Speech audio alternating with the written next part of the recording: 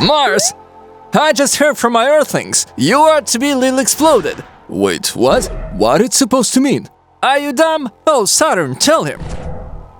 What should I say exactly? You're feudal. Get lost. Let me share a secret. Earthlings found out that theoretically, they can live on your surface. Made some studies and stuff. It's just nuclear bombs they needed. They want to explode me?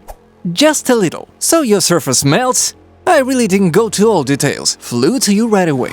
Now you move away, Earth. The only thing these people need is a fertile land and an oxygen. To start surviving, it takes water. And to get one, it is your surface to melt. By blowing me up?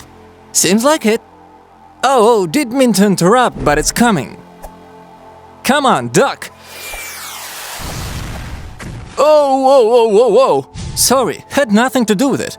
And who had? Calm your baby humans down. Easy, easy. They'll send another one, and it's not the end. I'm ready. Chill now. It'll take a long time for Earthlings to be prepared. Different gravity, weak ozone layer, at which they'll be compressed. I'll fly away a bit. Anything else?